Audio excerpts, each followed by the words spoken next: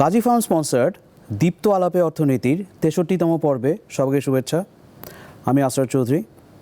আজকের পর্বে আমরা পারফেক্টলি কম্পিটিটিভ মার্কেট, পূর্ণ প্রতিযোগিতামূলক বাজারের বাকি অ্যাসাম্পশনস বা অনুমতিগুলো দেখার চেষ্টা করব। আসুন শুরু করা যাক। আলাপে অর্থনীতির গত পর্বে আমরা পারফেক্ট কম্পিটিশন অর্থাৎ পূর্ণ প্রতিযোগিতার সূচনা করেছি। সূচনা করতে গিয়ে আমরা 4টা অ্যাসাম্পশন বা অনুমিতির কথা বলেছি। সেখানে আমরা মেনি বায়ার্স এবং মেনি সেলার্স অর্থাৎ অসংখ্য ক্রেতা এবং অসংখ্য বিক্রেতা এই অনুমিতি বিশদভাবে আলোচনা করেছি এবং আমরা বলেছি পারফেক্ট কম্পিটিশন বলতে কী বোঝায়।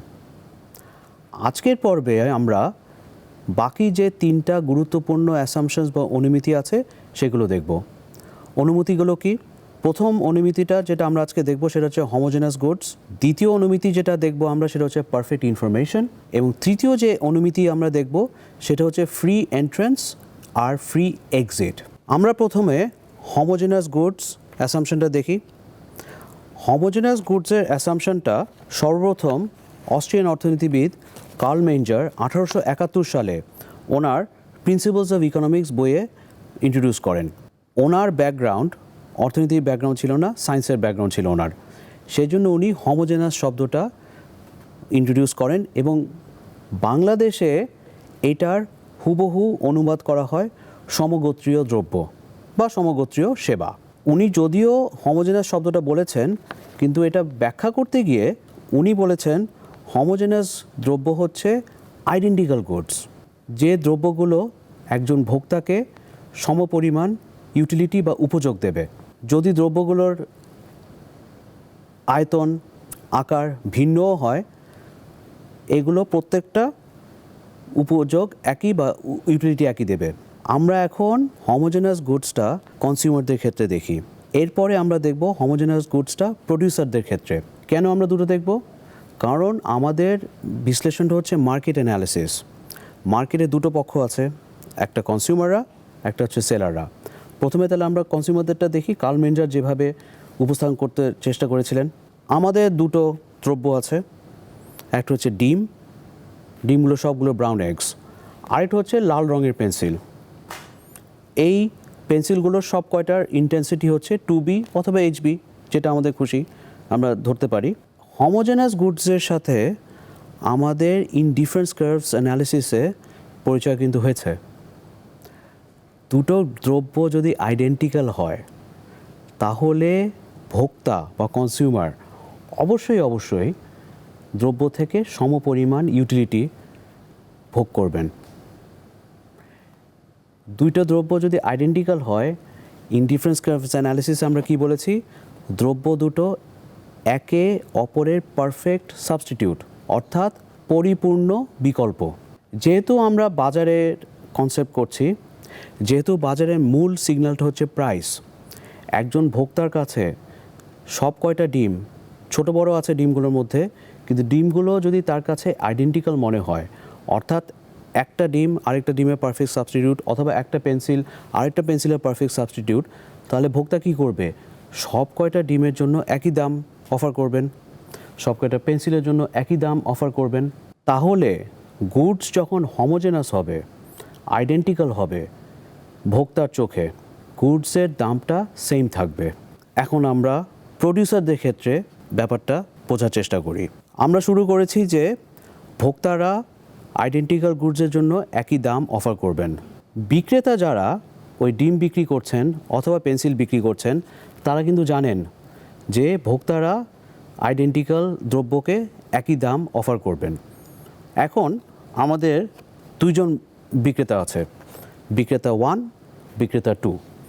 এই বিক্রেতা দুজন লাল পেন্সিল বিক্রি করছেন। বিক্রেতা 1 কি করলেন? একটা দাম বললেন যে আমার লাল পেন্সিলগুলোর দাম এত। বিক্রেতা 2 এটা শুনে আরেকটু কম প্রাইস অফার করলেন। আজকে যে কয়টা পেন্সিল মার্কেটে এসছে, ভোক্তাদের চোখে যদি সবগুলো আইডেন্টিক্যাল হয়ে থাকে, যে বিক্রেতা দাম কম অফার করেছেন ভোক্তারা সবাই তার কাছ থেকে কিনবেন। তাহলে বিক্রেতা 2 যে কম দাম অফার করেছেন উনি ওই দিন পুরো মার্কেট শেয়ারটা নিয়ে নেবেন। তাহলে তারপর কি হবে, বিক্রেতা 1 তার পুরো মার্কেট শেয়ারটা হারিয়ে ফেললো। এটা হচ্ছে রাউন্ড 1। রাউন্ড 2 এখন শুরু।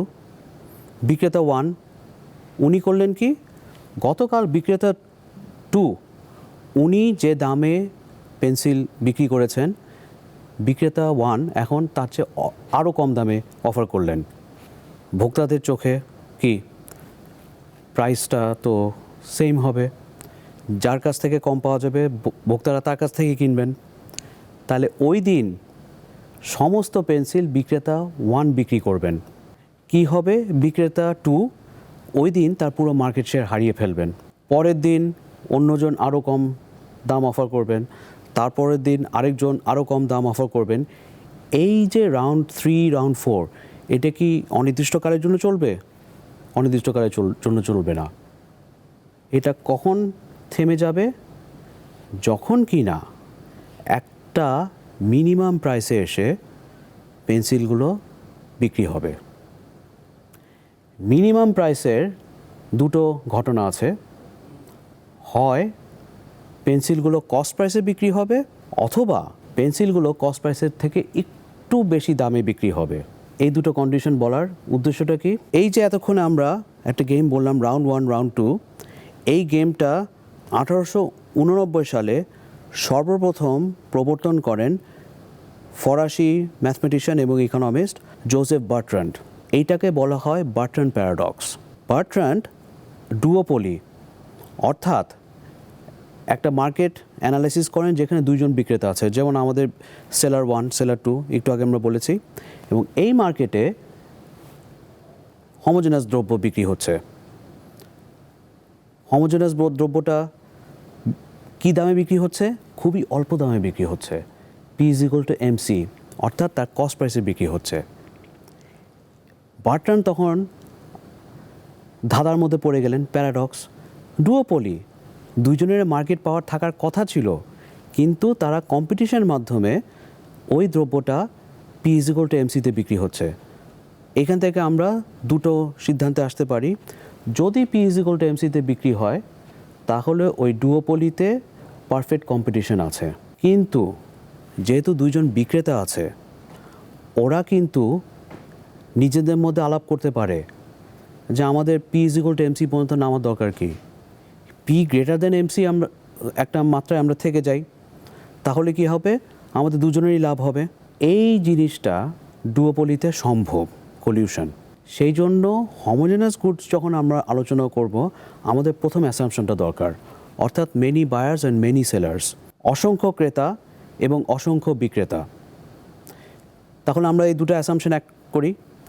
বাজারে আমাদের অসংখ্য ক্রেতা অসংখ্য বিক্রেতা আছে, বাজারে একটা হোমোজেনাস বা আইডেন্টিক্যাল গুডস বিক্রি হচ্ছে।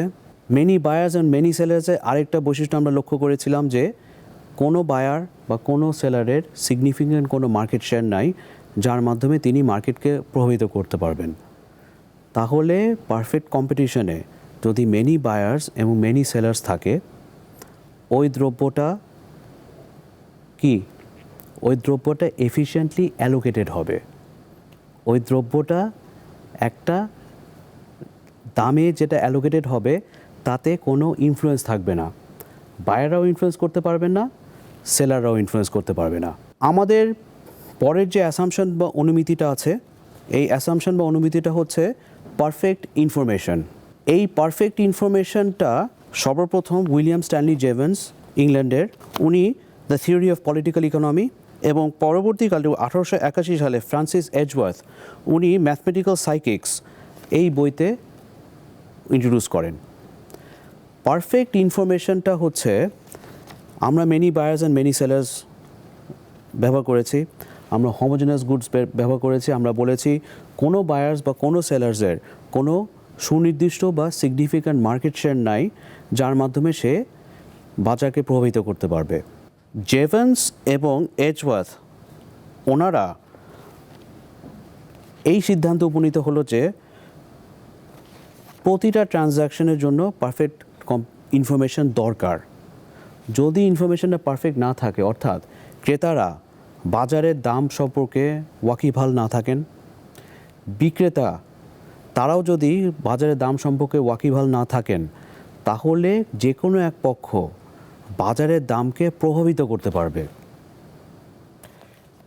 এটা তারা জেভেন্স এবং এজওয়ার্থ এটা খুব একটা ভালোভাবে প্রতিষ্ঠিত করতে পারেন নাই। পরবর্তীকালে মার্কিন অর্থনীতিবিদ ফ্র্যাঙ্ক নাইট 1921 সালে রিস্ক, আনসার্টেনটি অ্যান্ড প্রফিট এই বইতে উনি কী বললেন? উনি বললেন পারফেক্ট ইনফরমেশন পারফেক্টলি কম্পিটিটিভ মার্কেটের একটা মূল ভিত্তি, তবে এটা ইমপ্লিমেন্ট করা সম্ভব না। অর্থাৎ এই অ্যাসাম্পশনটা একেবারে রিয়েলিস্টিক নয়। পারফেক্ট ইনফরমেশন সম্পর্কে আমাদের আলোচনাটা আমরা এখানেই শেষ করব। পরবর্তীকালে আমরা অ্যাসিমেট্রিক ইনফরমেশন এই কনসেপ্টটা শুরু করব। সেখানে আমরা এই যে পারফেক্ট ইনফরমেশন নিয়ে আমরা জেভেন্সকেই বলি, এজওয়ার্থকে বলি বা নাইটকেই বলি, এনাদের অ্যানালাইসিসটা ভালোভাবে প্রতিষ্ঠিত হয় যখন আমরা অ্যাসিমেট্রিক ইনফরমেশন কনসেপ্টটা দেখি। পারফেক্ট কম্পিটিশনের আমাদের যে চতুর্থ অনুমিতি বা অ্যাসাম্পশনটা ছিল সেটা হচ্ছে ফ্রি এন্ট্রেন্স, ফ্রি এক্সিট। একটা ফার্ম বাজারে ঢুকবে, কী বেসিসে ঢুকবে? তাকে ঢুকতে গেলে তার একটা কস্ট লাগবে। এই কস্টটা হচ্ছে ফিক্সড কস্ট। এই ফিক্সড কস্টটা ইন্ডাস্ট্রি টু ইন্ডাস্ট্রি পরিবর্তিত হবে। পারফেক্টলি কম্পিটিটিভ মার্কেটের যেটা আদর্শ সিচুয়েশন, সেখানে ফিক্সড কস্ট হচ্ছে প্রায় শূন্য অথবা খুবই মিনিমাম।